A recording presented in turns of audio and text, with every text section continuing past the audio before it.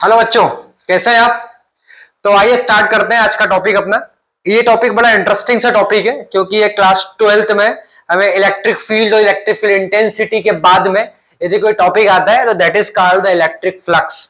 ठीक है ना।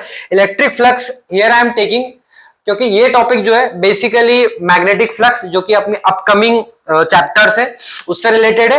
अलॉन्ग विथ ये चैप्टर जो है I mean to say topic जो है आपका it is related to our next most important topic that is known as the Gauss law. ठीक है ना। Here we have the mind map of this electric flux. If you are making the notes, then you can just write down this mind map. This will help you to understand the concept of this concept that is called electric flux. चलिए start करते हैं। तो here we have the connection to Gauss law, जैसे मैंने अभी बोला आपको just, है ना। गॉस लॉ स्टेटमेंट हुआ, गॉस लॉ फॉर्मेट हुआ या सिमेट्रिकल सिंप्लीफिकेशन हुआ, सारा रिलेट किससे करेगा बच्चों? इलेक्ट्रिक फ्लक्स से करने वाला है। नेक्स्ट आएगा प्रैक्टिकल एप्लीकेशंस की बात करें तो capacitor design that is upcoming chapter again, electrostatic shielding, then the charge distribution analysis भी इससे रिलेटेड करेगा। ठीक है ना। वैसे ये टॉपिक मैं कवर कर चुका हूं ऑलरेडी, चार्ज डिस्ट्रीब्यूशन, है ना। चलिए नेक्स्ट आएगा बच्चों अपने पास में यहाँ पे definitions of electric flux.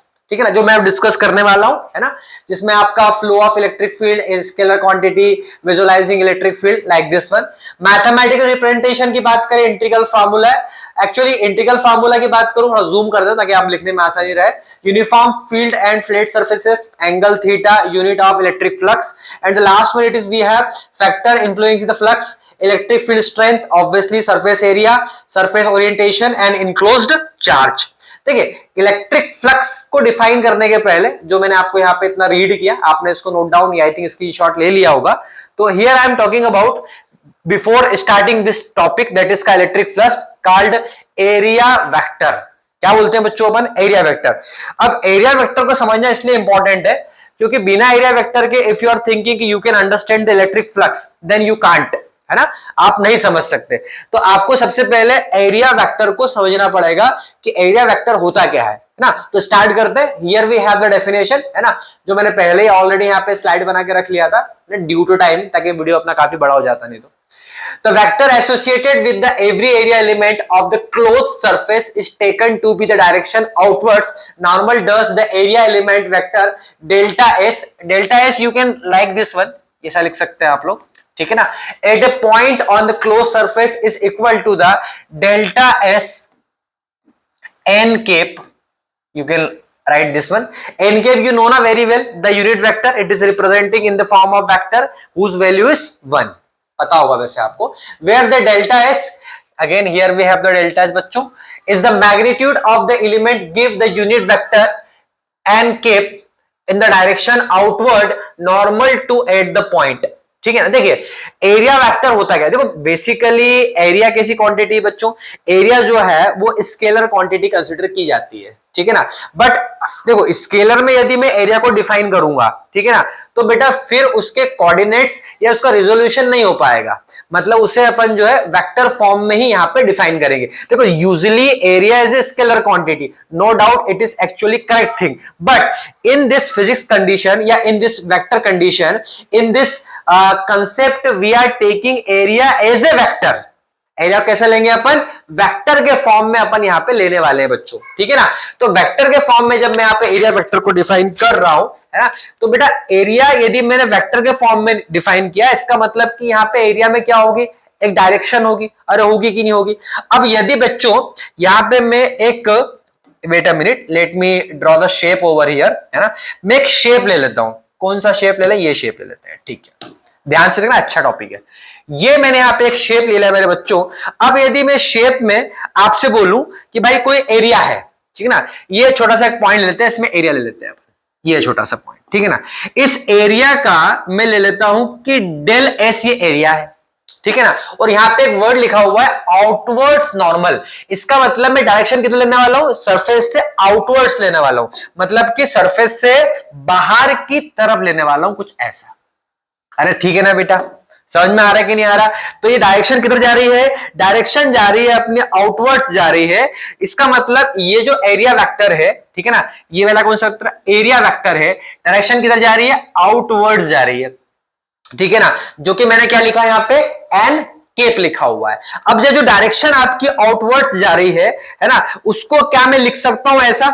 Sir कैसा लिख सकते हैं कि भाई एन केप डेल एस के इक्वल होगा, ठीक है ना। अब मतलब कि ये जो एरिया है वो आउटवर्ड डायरेक्शन में परफॉर्म होगा, किसके फॉर्म में? एन केप डेल एस के फॉर्म में परफॉर्म होगा ये, ठीक है ना। मतलब यदि मैं चाहूं कि यदि मैं इसे फॉर एग्जांपल के लिए मैथमेटिकली लिखना चाहूं तो कैसा लिखूंगा? मैं लिखूंगा मेरे बच्चों del S equal to n cap del S, ठीक है ना। मतलब कि मैंने इस डेल एस को किसमें डिफाइन किया है? वेक्टर फॉर्म में डिफाइन किया है और यूनिट वेक्टर में डिफाइन किया है, दोनों के टर्म में। और इसकी जो डायरेक्शन कैसी है? आउटवर्ड्स, बाहर की तरफ ही डायरेक्शन लेना है, इट इज कंपल्सरी। या लिखा है देखिए, outward normal to the point, मतलब कैसा लेना बच्चों? बाहर की तरफ ही लेना है आपको, आउटवर्ड्स बाहर की तरफ ही लेना है। और यहां पे अपन वेक्टर कैसे डिफाइन कर रहे हैं?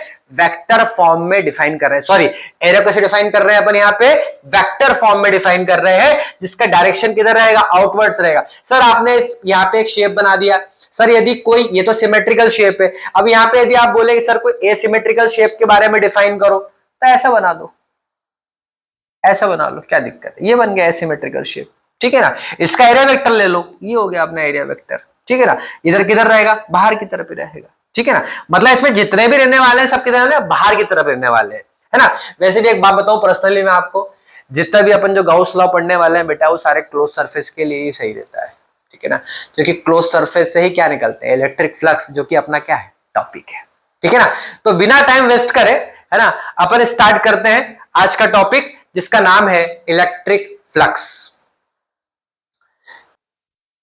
अब आता बच्चों यहां पे mathematically expression for electric flux, ठीक है ना। इलेक्ट्रिक फ्लक्स के लिए पहले अपन मैथमेटिकल एक्सप्रेशन परफॉर्म कर लेते हैं, देन वी विल अंडरस्टैंड कि इलेक्ट्रिक फ्लक्स एक्चुअली होता क्या है ना।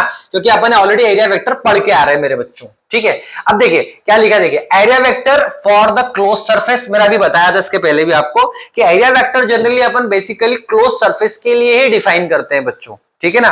क्योंकि यदि सरफेस यदि ओपन होगा तो फील्ड लाइंस के थ्रू जो है उसको डिफाइन करना काफी डिफिकल्ट हो जाएगा अपने लिए, ठीक है ना बेटा। और वैसे भी यार करंट कौन सी सरफेस में फ्लो होता है? क्लोज सरफेस में ना, जब आपका क्लोज सरफेस होगा, है कि नहीं। अदरवाइज सरफेस में आप समझ सकते हैं कि करंट फ्लो होगा क्या? नहीं होगा, ऑब्वियसली। फील्ड लाइंस होगी क्या? नहीं होगी, ठीक है। चलिए, तो यहां लिखा हुआ है एन कैप, मैंने बताया भी आपको यूनिट वेक्टर है on the direction of outward नानो, अभी बताया जस्ट मैंने इसके पहले भी आपको। For close surfaces area vector is always taken direction outwards, मैंने भी बताया आपको कैसे लेंगे अपन, आउटवर्ड लेने वाले हैं।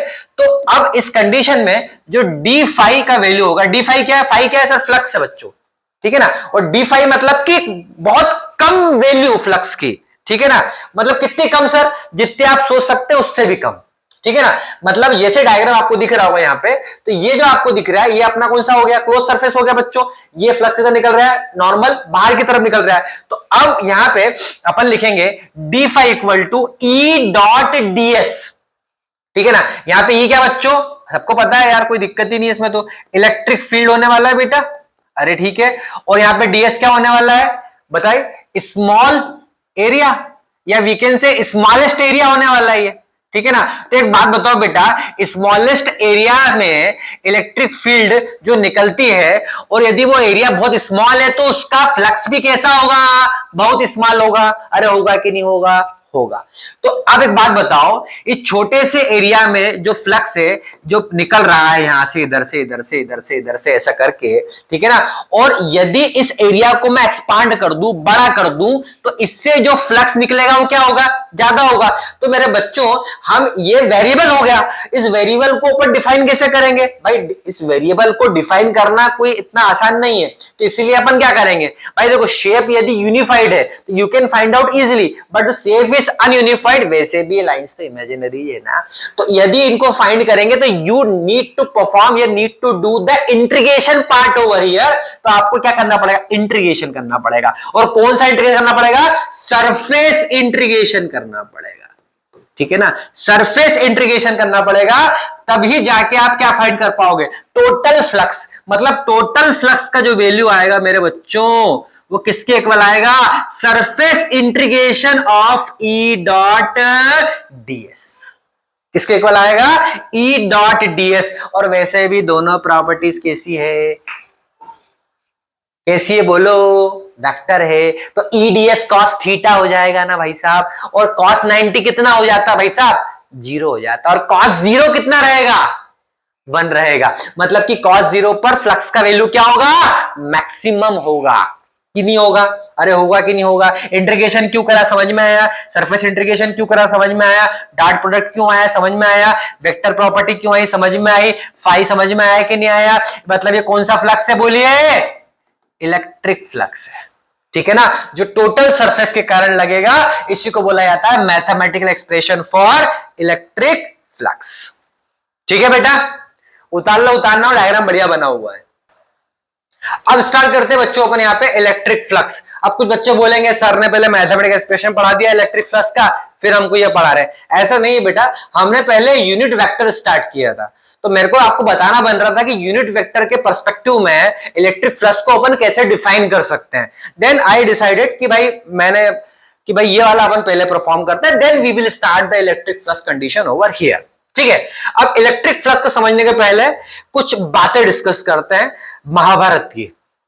तो ये महाभारत इलेक्ट्रिक फ्लक्स में कहा लिया है आप, नहीं भाई, कुछ कारणवश लेके आए हैं, समझो बात को। अच्छा एक बात बताइए मुझे आप, भीष्म पितामह का वध कैसे हुआ था, बताइए आप कैसे वध हुआ था।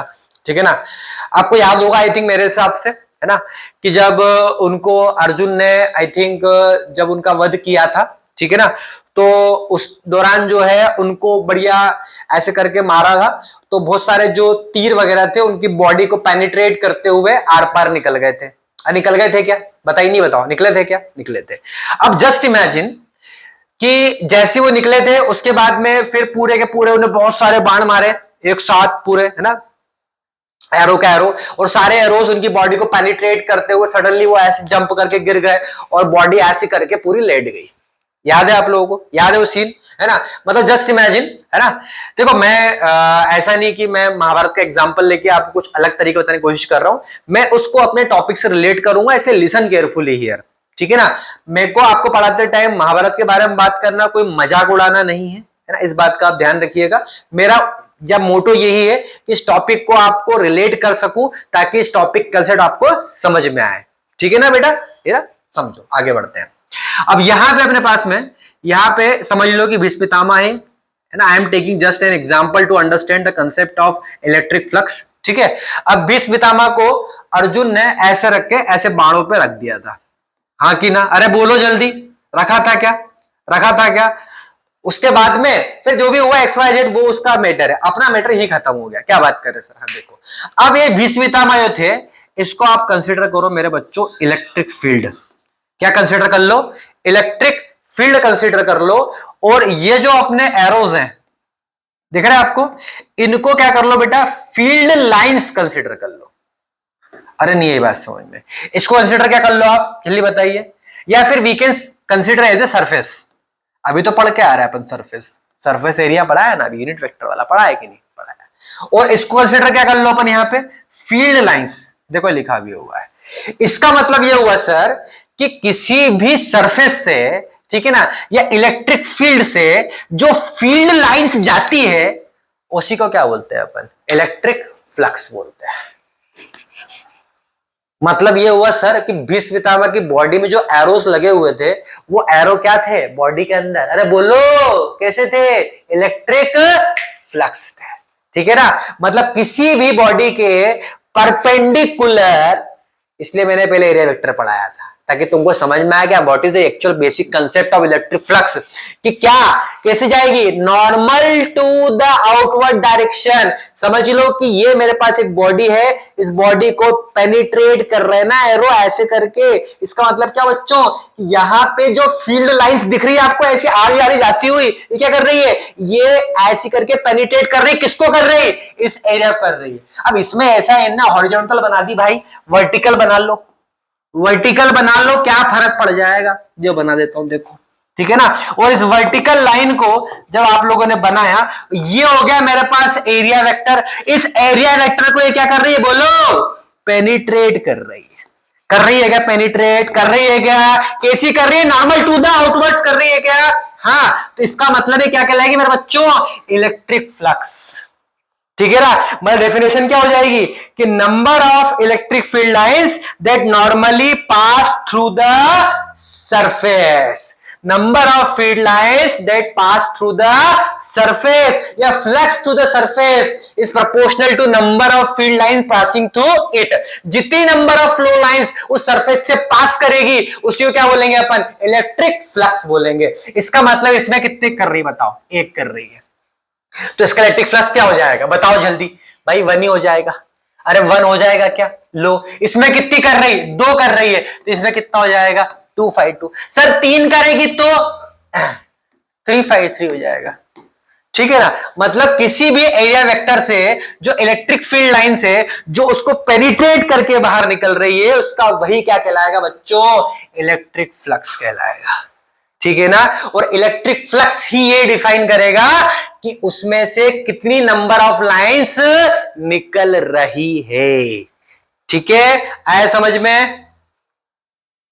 चलो आगे बढ़ते हैं, एक कंसेप्ट और देख लेते हैं आज। ये देखो मेरे बच्चों, आपको समझ में आ रहा होगा यहाँ पे कि इस एरिया वेक्टर से क्या निकल रही है, फील्ड लाइंस निकल रही है। बताया था ना मैंने आपको, एरो निकल रहे हैं, है कि नहीं, ये भीष्म पितामह जी की बॉडी है, अब बता देंगे, बताया मैंने आपको, बस वही तो कंडीशन है मेरे बेटा। ठीक है ना, इसे क्या बोला, फील्ड लाइंस। अब देखो, if electric field line strong, density of electric है, ऑब्वियसली इलेक्ट्रिक फील्ड हाई होगी तो डेंसिटी भी ज्यादा होगी। Greater number of field lines passing through the surface, इसका मतलब फ्लक्स का वैल्यू कैसा होगा, अरे बोलो भैया, मैक्सिमम होगा। क्यों, क्योंकि इलेक्ट्रिक फील्ड स्ट्रॉन्ग है। Whenever the electric field strong, the value of electric flux is also strong. It is very easy concept. Similarly we can see here, if electric field depends on the area of surface, अभी तो बताया, इसलिए मैंने पहले area vector पढ़ा दिया तुम्हारे को, दिमाग खराब नहीं होना। if the surface area is small, छोटू सा area, the number of line passing through is small, the electric flux is also small. if the surface area is large, flux passing through the also is more. अभी बताया मैंने आपको, कम होगा तो ये भी कम होगा, ये ज्यादा होगा, ये ज्यादा होगा। सरफेस एरिया ज्यादा, फ्लक्स ज्यादा, सरफेस एरिया कम, फ्लक्स कम हो जाएगा। ठीक है भाई, समझ में आ गया बेटा, कोई तकलीफ नहीं। आगे बढ़ते हैं, एक न्यूमेरिकल करे बिना तो क्लास एंड नहीं करेंगे, करते हैं न्यूमेरिकल फ्लक्स से related. An electric flux is given to be 5I + 4J + 6K newton पर coulomb. What is the flux through the surface having the area vector. अभी तो बताया तुमको फार्मूला मैंने, 2 मिनट में हो जाएगा क्या, चलो वीडियो को पॉज करो, करके बताओ। चलो आई होप आप लोगों ने कर लिया होगा, नहीं करा तो मैं बैठा हूं जिंदा, आओ कर लेते हैं, कोई तकलीफ थोड़ी ना भाई, है कि नहीं। जब तक मैं हूं क्वेश्चन करवाता रहूंगा। तो फार्मूला क्या होता है अपने पास में, फार्मूला होता है phi = E.ds। अभी तो करवाया था यार, E.s लिख दो सर, हाँ एस लिख दो, E.s डाट प्रोडक्ट कर दो मेरा बेटा हो ना, डाट प्रोडक्ट कर दो, आ जाओ कर लेते, ऊपर कर दो उसको। चलो, तो वैल्यू क्या क्या थी बेटा मेरे पास, 5 तो लिखा हुआ था। ई कितना आया था मेरा राजा बेटा, बोलो जल्दी, 5I + 4J + 6K, और मेरा बेटा 5 नहीं, सॉरी यार, इलेक्ट्रिक फील्ड का वैल्यू है भैया, सॉरी। और उसके बाद में एस कितना आया था बेटा अपने पास, जल्दी बता दो। तो एस आया था सर, एरिया वेक्टर का वैल्यू कितना आया था, IK + 2JK + 3KK। क्या करेंगे बोलो जल्दी बेटा, E.ds कर देंगे सर, तो कर दो ना बेटा। I.8 कितना होता है, 1 होता है, 5 × 5 कितना हो जाएगा, 1, 4 × 2 = 8। I.j मत कर देना, क्या हो जाता है 0, क्योंकि वेक्टर पढ़ रहे हैं अपन, तो सब पता होगा ना, साइकिल वाली IJK, ऐसा घुमाओ, I.j 0, I.k 0, I.i 1, I cross I 0, cross में 0 होता है, डॉट में 1 होता है, पढ़ा हुआ ना, क्रॉस प्रोडक्ट और dot product. Class 11th vector में आपका स्वागत है। आओ बढ़ते हैं आगे, यह कितना आ जाएगा बोलो जल्दी, ये हो जाएगा मेरा बेटा 28, सॉरी 18 लिखा, बोला गलत, सॉरी बोला सही, बोला गलत, ओके बोला गलत लिखा सही, चलो ठीक। तो 5 × 5 1 हो जाएगा, मजाक कर रहा था। यह कितना 8 हो जाएगा, ये कितना हो जाएगा, बताओ 18 ऐड कर दो, ये कितना हो गया 8 और 5 13 प्लस 18, ठीक है ना। ये कितना हो गया आपने जल्दी बताओ यार, ऐड करते नहीं आता तुमको यार, अबे क्या बच्चे हो भाई तुम। 31, ठीक है ना, जल्दी सही बताओ जल्दी। अबे 31 सही गलत है, सही है ना, गलत तो लिख दिया। चलो तो ये आंसर आ गया क्या, नहीं भैया यूनिट लिखना पड़ेगी, आ जाओ लिखो यूनिट क्या थी, न्यूटन पर कुलाम, इसकी मीटर इसकी लिख दो बच्चों, newton meter square per coulomb. तो this is the value for electric flux, 31 newton meter square per coulomb, ठीक है ना। अब एक बच्चा ऐसा नहीं बोल रहे सर वहां पे ऐसा लिखा हुआ था, हाँ तो ये भी सही है, नीचे ले गया ना, मैथ्स वाले बच्चे तो समझ गए होंगे भैया, कोई दिक्कत ही नहीं है, ठीक है, उतार लो टीप लो, कोई दिक्कत नहीं, अगला क्वेश्चन एक और ट्राई कर लेते हैं, है ना। चलो करें स्टार्ट। अब बेटा क्वेश्चन जो है अपने पास में, charge Q is placed at the center of the sphere of radius r, find the flux of electric field through the surface of the sphere due to the enclosed charge, ठीक है ना। इस charge के कारण अपने को electric flux का value find करना है। देखो एक बात ध्यान रखना, अपन यहाँ पे यदि इस क्वेश्चन को सॉल्व करने की कोशिश करें, डेफिनेटली इलेक्ट्रिक फ्लक्स का क्वेश्चन है, तो ऐसा कोई अप टू द मार्क तो नहीं है, बट क्वेश्चन ओके ओके है। अब देखो यहाँ पे आप ध्यान से देखो, क्वेश्चन अच्छा है, this will come in examination, आ सकता है, इसकी है प्रोबेबिलिटी ना, you can take as an IMP questions, ठीक है ना, आईएमपी क्वेश्चन में आप डाल सकते हैं इसको। अब देखो यहाँ पे चार्ज क्यू दिख रहा है मेरे बच्चों, इसको आप अज्यूम करो कि ये पॉजिटिव है, ठीक है ना, यहां लिख देना late assume Q is positive, ठीक है बेटा। क्यू को पॉजिटिव लेना, क्योंकि आउटवर्ड डायरेक्शन में अपन वैसे भी फ्लक्स है, तो अपन उसको अपन क्यू को पॉजिटिव ही कंसीडर करेंगे, ठीक है ना। अब इलेक्ट्रिक फ्लक्स के लिए फार्मूला क्या था मेरे बच्चों, मैंने प्रूफ भी करवाया था आपको, मेथड कितना था, phi E is equal to कितना था बच्चों, ई डॉट डीएस था, ठीक है, दोनों वेक्टर में थे, कोई तकलीफ किसी को यहाँ पे, तकलीफ बेटा, है ना। तो यहाँ पे एक काम करो, डी फाई लिख लो, डी फाई ई लिख लो, है ना। वैसे डी फाई ई डॉट भी है, डी फाई ई भी जो है वेक्टर, क्योंकि फाई ई जो होता है वो वेक्टर प्रोडक्टिव होता है, और वैसे भी अपन वेक्टर कौन सा लिया था अपन ने यहाँ पे, एरिया वेक्टर कंसीडर करा है, ठीक है ना। चलिए अब आगे ध्यान से देखिए क्वेश्चन में, यदि आप, है ना, तो बेटा यहाँ पे एक बात दिख रही होगी आपको कि जो वेक्टर ई है ना, वो किसके पैरेलल है मेरे बच्चों, एन केप के पैरेलल है। अरे है क्या, देखो तेरा आंसर, पैरेलल अपन कंसीडर कर रहे हैं, है ना, कि भाई इसके जो है एरिया वेक्टर जो है, सॉरी इलेक्ट्रिक फील्ड जो है पैरेलल है। अब यदि पैरेलल हुआ तो एंगल कितने का बनेगा, जल्दी बताओ सर, 0 का बनेगा। अरे बनेगा कि बनेगा मेरे बच्चों। अब यदि ये तो छोटे कांड था, अब मैं पूरे के लिए निकालूंगा, वेरिएबल निकालूंगा पूरे के लिए, ठीक है ना, समेशन करूंगा। समेशन तो क्या करते हैं फिजिक्स में, जल्दी बताइए, इंटीग्रेशन करते हैं। तो इंटीग्रेशन यहाँ कितना हो जाएगा, डी फाई ई, 0 से फाई ई। वैसे यहाँ इतना लिखते, रामायण लिखते ही नहीं है बेटा मेरे बच्चों, यहाँ पे डायरेक्ट लिख देते हैं, यहाँ पे डायरेक्ट लिख देते हैं, एक मिनट, हाँ यहाँ पे डायरेक्ट लिख देते हैं फाई ई। तो लिख लो, चलो अभी लिख लो, आप लोग बाद में फिर देख लेंगे अपन, है कि नहीं भाई, डायरेक्ट आप फाई भी लिख सकते हैं, यहाँ पे आपको लिखना हो तो फाई लिख लेना, ठीक है ना। थोड़ा ऊपर मिट गया यार, एक मिनट रुको जरा, कहाँ गया यार, एक काम करते हैं दूसरे बोर्ड पे कर लेते हैं, मगजमारी खत्म, इस पे कर लेते हैं, हटाओ, ठीक है ना, फिर से करा देता हूं पूरा। चलो अपने पास क्या क्या आया था क्वेश्चन में, अपने पास क्या दिया था, कैसे आपको एरिया वेक्टर दिया हुआ है, कोई दिक्कत ही नहीं है ना। तो लिखो यहाँ पे फॉर्मूला क्या लिखा था मैंने यहाँ पे, phi E is equal to कितना आया था, डी फाई इक्वल टू कितना आया था अपने पास में, वेक्टर ई डॉट डीएस आया था क्या, ठीक है ना। और अपन ने अज्यूम किया था क्यू एज ए पॉजिटिव, ठीक है। चलो आगे उठाते हैं, इसको लिख लो, यहाँ पे इंटीग्रेशन लगा लो, ठीक है ना, यहाँ पे इंटीग्रेशन लगा लो। इंटीग्रेशन कितना हो जाएगा मेरे बच्चों, यहाँ पे ये हो जाएगा, ठीक है ना। और यहाँ कितना हो जाएगा मेरे बच्चों, जल्दी बताइए, E D S cos theta हो जाएगा क्या, अरे हो जाएगा क्या, अरे dot product of vector properties यार पढ़ा होगा आप लोगों ने। तो चलो आगे बढ़ते हैं ना बेटा। अब कॉस मतलब यहाँ पे ई किसके पैरेलल था, डायग्राम में दिखाया था आपने, डायग्राम किसके पैरेलल था, एन केप के पैरेलल था क्या। और यदि थीटा कितना हो जाएगा मेरे बच्चों, 0 डिग्री हो जाएगा, उठा के यहाँ पुट कर दो, तो फाई ई इतने कितना हो जाएगा बेटा, जल्दी बोलो, ई डॉट डी एस, यहाँ कितना मेरे बेटा, कॉस 0 हो जाएगा। और कॉस 0 कितना तो सबको पता है 1 होता है, यहाँ कितना हो जाएगा, phi E is equal to हो जाएगा मेरे पास में ई डॉट डी एस हो जाएगा, ठीक है ना। अब कुछ बच्चे बोलेंगे सर तो पहले भी आ गया था, नहीं रे बेटा इंटीग्रेशन करने के बाद आया ना लालू, और एंगल तो आपको बताना पड़ेगा, है कि नहीं। बिना एंगल के तुम डिफाइन कैसे करोगे कि क्या आने वाला है। अरे ठीक है ना बेटा, तो एंगल तो आपको लगाना पड़ेगा मेरा बेटा।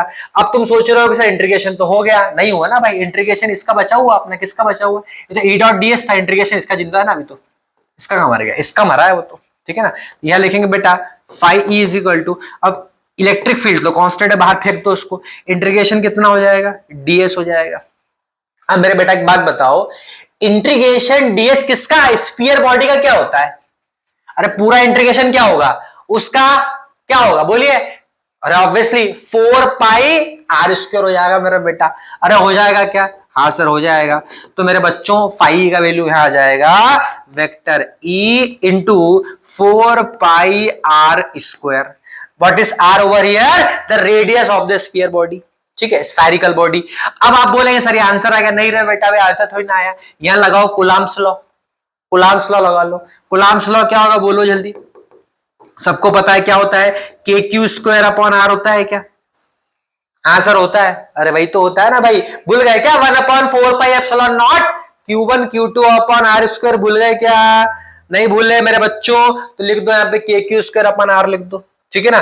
के cube square upon sorry r square आएगा, आर स्क्वायर आएगा, डिस्टेंस का स्क्वायर होता है। यहाँ कितना हो जाएगा 4 पाई आर स्क्वायर हो जाएगा, आर स्क्वायर क्या हो जाएगा, कैंसिल हो जाएगा। सर आंसर आ गया क्या, बस आने वाला ही है, देखो ध्यान से। इसको लिखेंगे अपन कैसा, इसको लिखेंगे के, ठीक है ना। अब अपने पास में k q square upon r square था, यहाँ कितना आता बेटा 4 पाई आर स्क्वायर, तो आर स्क्वायर कैंसिल हो गया अपने पास। और के का वैल्यू कितना होता है मेरे बच्चों, 4 पाई एप्सिलॉन नॉट होता है क्या, 1/4 पाई एप्सिलॉन नॉट होता है क्या। अरे भैया पढ़ाया है परमिटिविटी, ठीक है ना। अब लिखेंगे अपन यहाँ पे क्या हो जाएगा बोलो जल्दी, क्यू लिख दो, क्यू स्क्वायर तो लिखो, लिखना भूल गया मैं। और इंटू में कितना आ जाएगा जल्दी बोलिए, 4 पाई आ जाएगा। अरे आ जाएगा क्या, 4 पाई से 4 पाई क्या हो जाएगा मेरे बच्चों, बोला जल्दी। अरे 4 पाई से 4 पाई क्या हो जाएगा, कैंसिल हो जाएगा। तो बचा कितना, अरे बचा कितना, Q square upon epsilon not. अब ये तो उन चार्जेस, दो चार्ज थे भाई, ड्यूल चार्जेस के लिए था। हमारे पास चार्ज कितने क्वेश्चन में, एक ही है, छोटू सा क्यू, चार्ज कितना है, छोटा सा क्यू है, तो कन्वर्ट कायम हो जाएगा ये क्यू अपॉन एप्सिलॉन नॉट में, ठीक है ना। अब जो कंफ्यूजन हो रहा था, काम करो यहाँ पे डायरेक्ट क्यू लिख लो। यदि आपको ऐसा लग रहा है कि सर क्यू स्क्वायर क्यों लगा दिया आपने, क्योंकि एक तो यूनिट चार्ज है, एक ले लो या क्यू लिख लो, कंफ्यूजन खत्म, ये लो, ठीक है ना। तो ये आ गया बेटा क्यू अपॉन एप्सिलॉन नॉट, जो वैल्यू किसका आ गया, फाई ई का आ गया, किसके टर्म में आ गया मेरे बच्चों, स्फेरिकल बॉडी पे, जिसमें इलेक्ट्रिक फील्ड कैसे आ रही है, आउटवर्ड डायरेक्शन में, ऐसी ऐसी ऐसी डायग्राम ऐसी बना था वाला, है कि नहीं। और वहां पे चार्ज कैसा था, क्यू, और क्यू के साथ अज्यूम किया था मैंने, पॉजिटिव अज्यूम किया था। ये लो भाई आंसर आ गया आपका, ठीक है ना। मैं आपको एक गुप्त बताऊं, हाइडिंग लेटेंट हीट वाली, ये जो है ना, ये क्यू ओपन एप्सिलॉन नॉट, ये गाउस लॉ है। क्या बात कर रहे सर, हाँ ठीक है ना। स्फेरिकल बॉडी के लिए गाउस लॉ होता है, क्यू ओपन एप्सिलॉन नॉट ही होता है, ठीक है ना। मतलब मैंने आपको इलेक्ट्रिक फ्लक्स पढ़ाते पढ़ाते काय में इंटर करवा दिया, न्यूमेरिकल के माध्यम से, पता है काय में, गाउस लॉ में, ठीक है ना। चलो तो नेक्स्ट टॉपिक अपना कौन सा आने वाला है जल्दी बताइए, गाउस लॉ आने वाला है, जो अपन पढ़ेंगे बेहतरीन गाउस लॉ, है ना। तो I hope you learn from this video. मैंने 2 न्यूमेरिकल भी करा दिए, टॉपिक कोई मतलब बहुत स्पेसिफिक हाई क्लास तो नहीं था, but we have to study, otherwise we can't understand our next important topic that is known as the Gauss theorem, जो पढ़ने वाले। तो आज के लिए इतना ही। This Sumit Kumar Namdev signing out from today's video, है ना। Next video I will make very broad and very vast in the form of knowledge. Thank you बेटा।